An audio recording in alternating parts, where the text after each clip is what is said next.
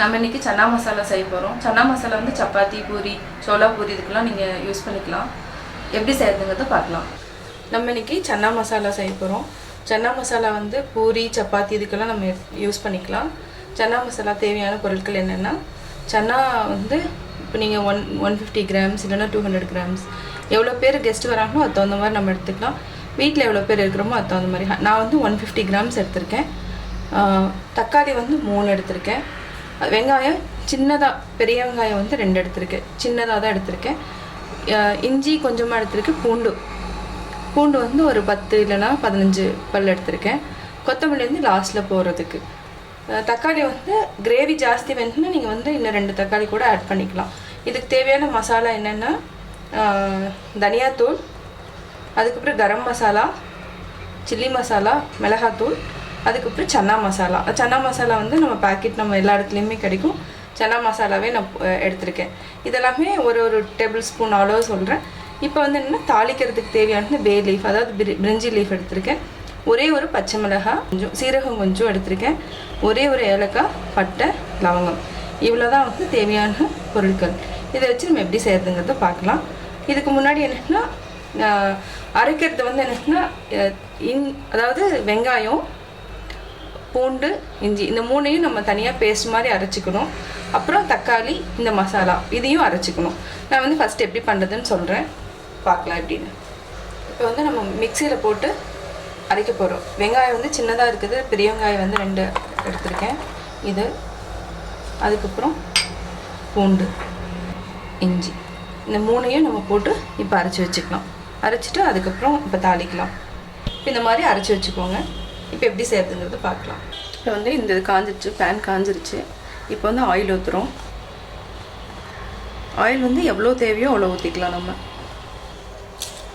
பே leaf, ஏலக்காய் 1 எடுத்திருக்கேன், லவங்கம், பட்டை, பச்சை மிளகாய், சீரகம், இதை போட்டு நல்லா தாளிக்கணும். இப்போ வந்து நம்ம அரைச்சி வச்சுருக்கிற நல்லா தாளித்தோடனே அரைச்சாச்சு. இப்போ வந்து பேஸ்ட் நம்ம ஆல்ரெடி வெங்காயம், இஞ்சி, பூண்டு அரைச்சி வச்சுக்கிறது போத்திடுறோம்.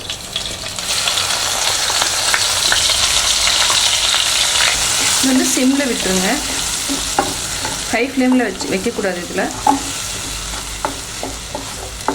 சிம் பண்ணிவிட்டு ஸ்லோவாக வந்து அந்த பச்சை வாசம் போகிற வரைக்கும் நம்ம வந்து விடணும்.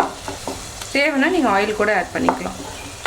இன்னும் கொஞ்சம் ஆயில் எக்ஸ்ட்ரா ஆட் பண்ணாலும் நல்லா, எண்ணெய் நல்லா மேலே வந்துச்சுன்னா கூட நல்லாயிருக்கும், டேஸ்ட்டாக இருக்கும். இப்போ வந்து தக்காளி வந்து நம்ம கட் பண்ணி 3 தக்காளி எடுத்தது நம்ம கட் பண்ணிட்டோம். இதையும் மிக்சியில் தான் அரைக்க போகிறோம். அடுத்தது வந்து வரமிளகாய் தூள் கொஞ்சம் போடுறோம். ஒரு 1/2 டேபிள் ஸ்பூன் இல்லைனா நீங்கள் 1 ஸ்பூன் கூட போட்டுக்கலாம். அடுத்தது கரம் மசாலா 1/2 டேபிள் ஸ்பூன் போடலாம். தனியாத்தூள் மட்டும் 2 டேபிள் ஸ்பூன் போட்டுக்கோங்க. ஆனால் கிரேவி அப்போ தான் வந்து திக்காக வரும். அடுத்தது சன்னா மசாலா வந்து கொஞ்சம் டேஸ்ட்டாக இருக்கும். ஸோ அதனால் இது வந்து 1 டேபிள் ஸ்பூன் போடுறோம், கொஞ்சம் ஜாஸ்தி. இதையும் வந்து நம்ம அரைச்சி பேஸ்ட் பண்ணி வச்சுக்கலாம். இப்போ வந்து தக்காளி, மிளகாத்தூள், மசாலாத்தூள் எல்லாம் போட்டது அரைச்சி இந்த ஃபார்மில் இருக்கும்.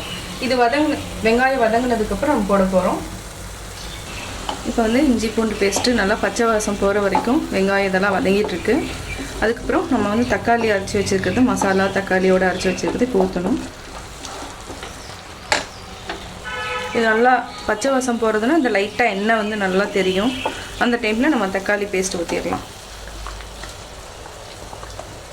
மசாலாலாம் தனித்தனியாக போட்டோன்னா அந்த ரொம்ப நேரம் வதங்கணும். ஸோ அதனால் நான் தக்காளி கூடயே போட்டு அரைச்சிடலாம். மிளகாத்தூள் வந்து கலர் வேணும்னா மிளகாத்தூள், அந்த காஷ்மீர் மிளகாத்தூள் அந்த மாதிரி கூட நீங்கள் ஆட் பண்ணிக்கலாம். அதில் வந்து காரம் ரொம்ப இருக்காது.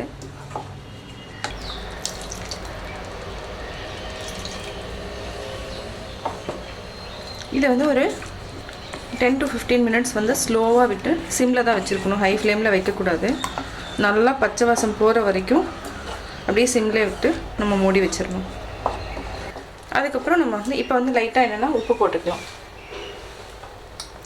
உப்பு வந்து நீங்கள் எவ்வளோ தேவையோ, ஆல்ரெடி நம்ம சன்னாலையும் போட்டிருப்போம். இதில் வந்து என்னென்னா லைட்டாக எவ்வளோ தேவையோ அவ்வளோ ஆட் பண்ணி வச்சுக்கலாம். நம்ம நல்லா மிக்ஸ் பண்ணி விட்டுருங்க. இப்போ வந்து 15 to 10 to 15 மினிட்ஸ் வந்து நம்ம மூடி வச்சிடலாம். அதுக்கப்புறம் நம்ம சன்னாவை ஆட் பண்ணிக்கலாம். உங்களுக்கு கிரேவி வந்து திக்காக வேணும்னா இந்த சன்னாவை வந்து கொஞ்சமாக எடுத்து நம்ம வந்து இதை வந்து பேஸ்ட் பண்ணி கூட இதில் ஊற்றிட்டோம்னா கிரேவி வந்து நல்லா திக்காக இருக்கும். இது பாயில் ஆகிட்டுருக்கு. இப்போ இது கூட தான் நம்ம வந்து சன்னா பேஸ்ட்டையும் போட்டுறோம். உங்களுக்கு வந்து கிரேவி வந்து திக்காக வரும்.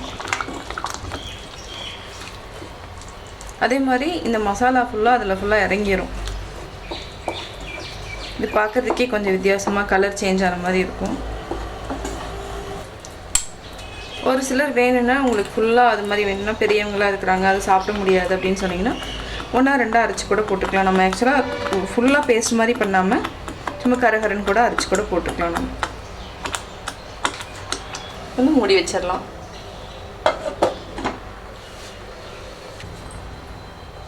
ஒரு 10 மினிட்ஸ் ஆயிடுச்சு.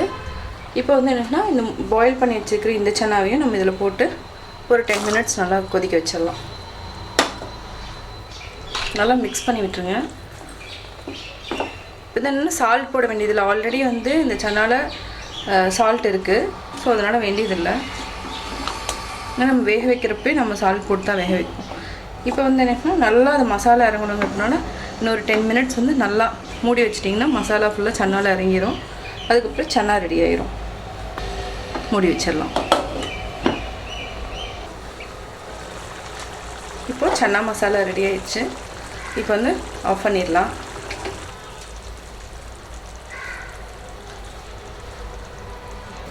சன்னா மசாலா ரெடி ஆயிடுச்சு. இப்போ வேறு பாத்திரத்தில் நம்ம மாற்றிக்கலாம். சுவையான சன்னா மசாலா ரெடி. சன்னா மசாலா எப்படி செஞ்சாங்கிறது நீங்கள் பார்த்துருப்பீங்க. கட்டாயம் உங்களுக்கு பிடிச்சிருக்கும். லைக் பண்ணுங்கள், மறக்காமல் சப்ஸ்கிரைப் பண்ணுங்கள்.